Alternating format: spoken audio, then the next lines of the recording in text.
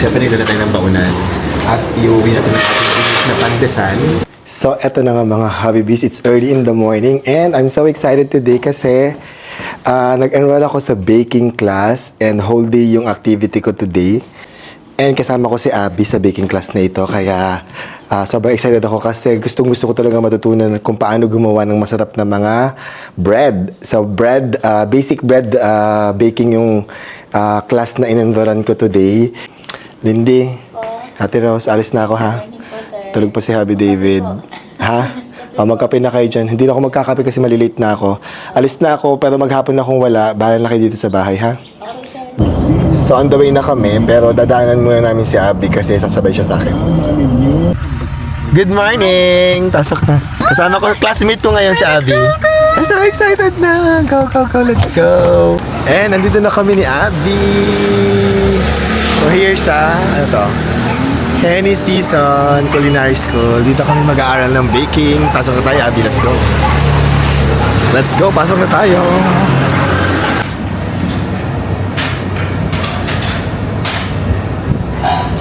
Kumusta naman ang experience mo, Abby? Nakaka-enjoy. So far, at dami ko lang natutunan. Mga techniques and mga dapat at hindi gawin. Mga types of flour. Yeah, di ba? Saya-saya. Grabe, sobrang excited talaga ako dito sa school na to, sa session na to. Kasi gusto ko talaga matutunan yung mga technique ng paggawa ng masarap na mga bread. And excited ako sa pandesal, sa dinner roll, cinnamon rolls, adobo pan, kasi wala madami. Gagawa tayo ng pandesal.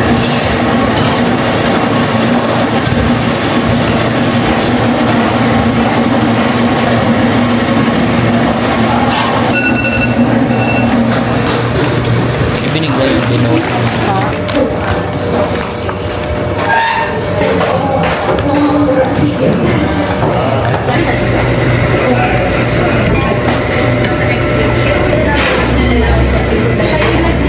So eto na nga mga Habi, isang pandesal ko. Pandesal by Habi Rai. Yan. Sana ma-achieve ko yung texture tsaka yung quality ng pandesal para sana masarap. Kinakabahan ako parang feeling ko hindi pantay-pantay.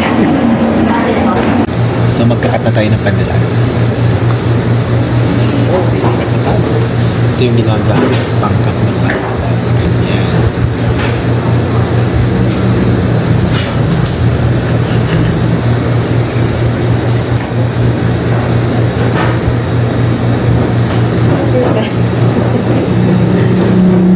And ito na ang aking pandesal. Papalasahin lang yan nung bibake na. Okay, so nakagawa na kami ng... Ano nagawa natin, Abby? Nakagawa na kami ng cinnamon roll, Ensaymada. ensaymada, Pandesal. Ayan, next naman daw is French bread. O, di ba? Social. At eto na ang ating binake na cinnamon roll. Tignan mo na, Abby. Hala! Ang cinnamon roll. Kaya ako pala sa sarili. Sarap. I wanna try it. Tikman natin ang Sarap. cinnamon roll.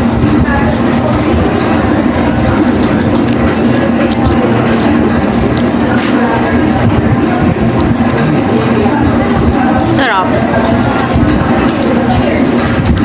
Very even yung sugar. Alam mo na yung technique. Correct. Alam mo na kung paano gagawin. Secret. Ang sarap niya. Sarap sa kape. Love it. And now yung group namin gagawa ng cheese roll. Ayan. Ang mga group ko, sino? Anong name? Cecilia. Si Cecilia. Jenny. Si Jenny at saka si Marian. At super ang pakagana si Abby. Ito na ang aming cheese. Gagawa kami ng cheese rolls. So eto na. Na-round na namin ang mga dough. And gumawa naman kami ng French bread. Ginawa namin French bread. So mamaya malalaman natin kung ano magiging resulta pag binip na natin. Dumating na ang pandesal ko. Oh my God! That's my pandesal. Sana malambot. Ito yung kay Abby. Ito yung sa akin. So gagawa tayo ng ensaymada. Ito yung ating bread. Lagyan natin ng butter. On top. Lagyan natin ng butter. Salted butter. Tama ba siya? Magnolia. Magnolia. Magnolia. Baka naman, Magnolia. Baka naman, marami ng butter. And then, ilagay natin sa queso de bola. Ayan. Dip natin sa queso de bola. Anong, Magnolia din ba ito, ha? Siya? Oo. Oh, Magnolia, baka naman. And then, lagyan natin ng sugar. May taste test daw. Ito na ang ating ensaymada. Babalutin o kakainin? Parang gusto kong kainin siya. Balutin natin. So this is our ensaymada. And ito na yung mga dinner rolls. Grabe sarap. Angela Gabriel Mercado, Angela. Brian Tan, Let's see siya. Thank you siya. Hazel de Guzman, Yeah. Siyempre nagdala tayo ng baunan. At iuwi natin ang ating binig na pandesal. Makakatikim sila Ate Rose, si Lindy, mga tao sa bahay. Everybody. Everyone. Yan. Yung ating pandesal na malambot na napakasarap. Lagyan na natin sa Tupperware. At iuwi natin sa Habibi House. And tapos na ang aming baking class. Nakakuha na kami ng certificate ni Abby. Yes, may certificate na kami. Hindi na kami, beginners. Yes. Meron na kami advanced knowledge. Chares! Advanced knowledge. Meron na kaming alam kahit pa paano, di ba? At excited kami mag-bake sa aming bahay. For our family. Yes, exactly. And friends, yes!